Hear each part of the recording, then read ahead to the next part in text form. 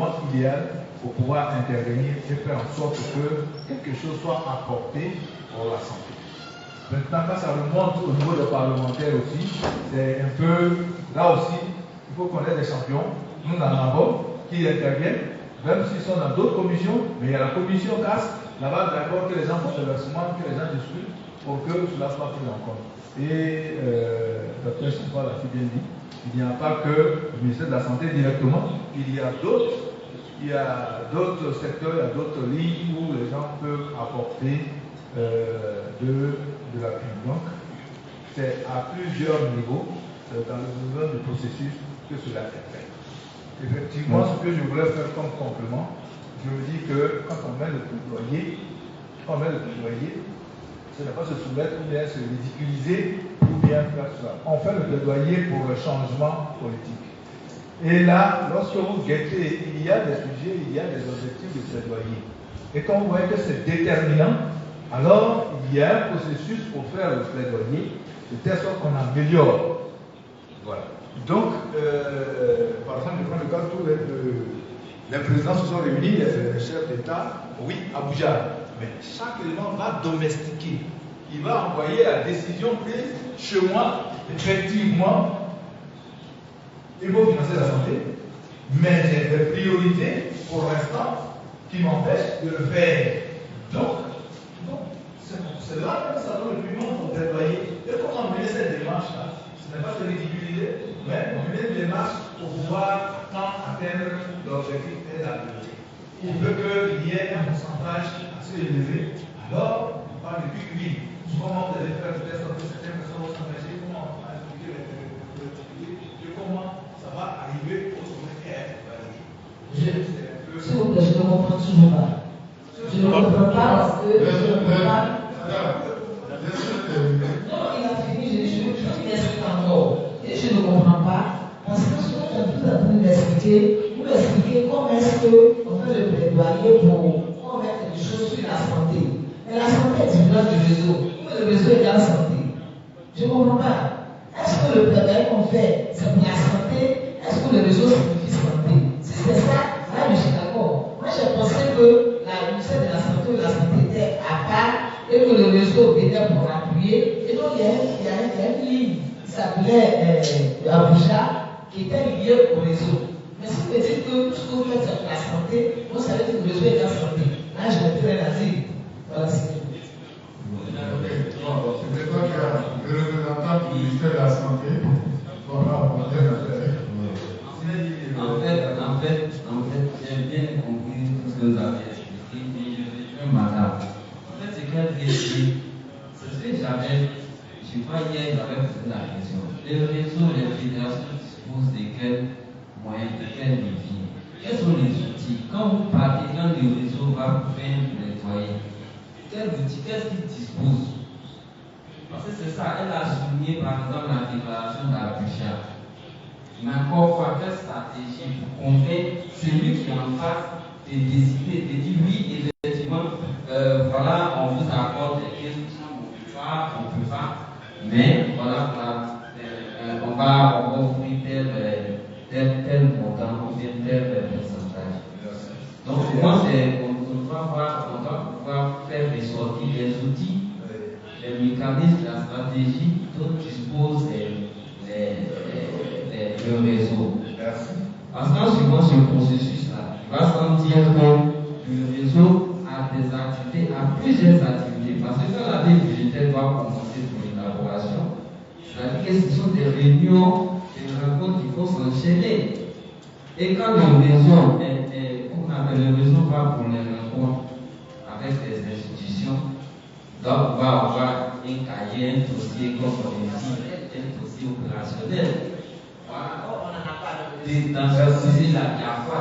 Peut-être on va se voir après, mais on ne dit pas qu'on n'a pas besoin maintenant pour déterminer. Il y a plusieurs. Qu'est-ce qu'on veut faire? Qu'est-ce qu'on veut faire? Il y a un accord préalable sur un objectif bien défini. Et il y a un argumentaire aussi bien défini. Et ça dépend des sites. On n'a pas seulement qu'en monnaie.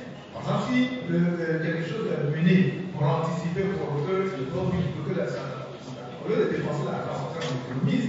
Donc, il y a plusieurs fonctionnements comme ça pour faire le plaidoyer. Et je crois bien qu'en fonction de l'objectif de plaidoyer, on va amener des argumentaires, savoir qui peut décider. Et il y a des étapes, je crois bien que le plan et comme on le fait, les gens auront ces différentes étapes qui aboutissent. Ça peut aboutir tout d'un coup, ou ça peut aller sur tout du coup. Voilà. Il y a des arguments par rapport à l'État, par rapport aussi à la cible. Voilà.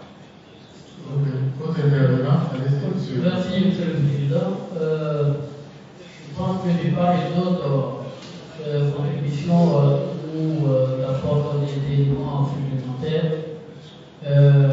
Madame docteur parlait tout à l'heure, ainsi que le représentant du Burkina parlait du cas de référence. Effectivement, c'est ça la base.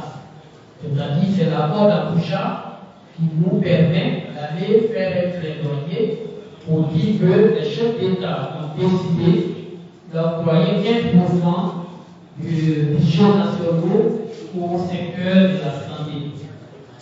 Et donc, il appartient aux réseaux qui, logiquement, sont totalement distincts du ministère de la Santé de mener un plaidoyer en appui au ministère de la Santé pour avoir des montants alloués à ce secteur-là qui avoisine en tout cas qui tend vers ce montant de 15%, étant entendu que ce sont des chefs d'État qui se sont engagés.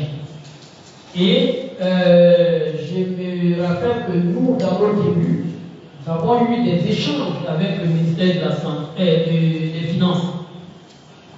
Pour ne même pas la citer, il y avait le ministère des Finances qui était représenté par Mme Labou. Et on avait envoyé, présenter des éléments d'études qui étaient des courbes qui montraient un peu l'évolution de taux de budget accordé au ministère de la Santé. Mais bien entendu, il fallait aller au-delà avec les fonds nationaux de la santé pour montrer, comment on appelle, les taux réels qui sont alloués au secteur de la santé.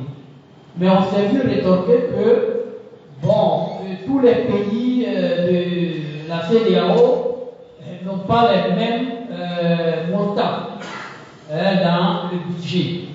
C'est-à-dire qu'on dit tel État, 15% de tel État va être totalement différent de 15% de tel autre État.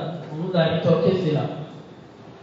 Donc, moi, je pense que le plaidoyer doit aller encore au-delà, parce qu'on nous proposait, on va dire, l'efficacité même de l'utilisation des fonds alloués au secteur de la santé. Donc, au-delà de lutter pour le montant aussi, le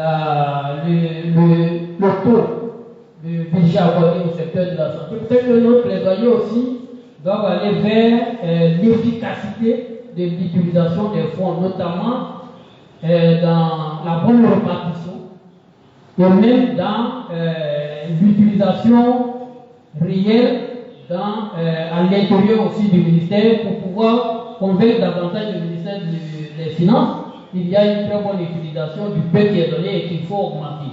Parce qu'au final, il ne s'agit pas seulement d'augmenter le montant, mais c'est d'avoir une efficacité et ne pas au niveau de l'amélioration de la santé. Voilà donc la contribution que je voulais apporter. Merci, M. Adama. Il est 13h passé, 13h30. Je crois qu'on va marquer la pause déjeuner et puis on va poursuivre après celle-ci. Alors, Président. Merci à vous.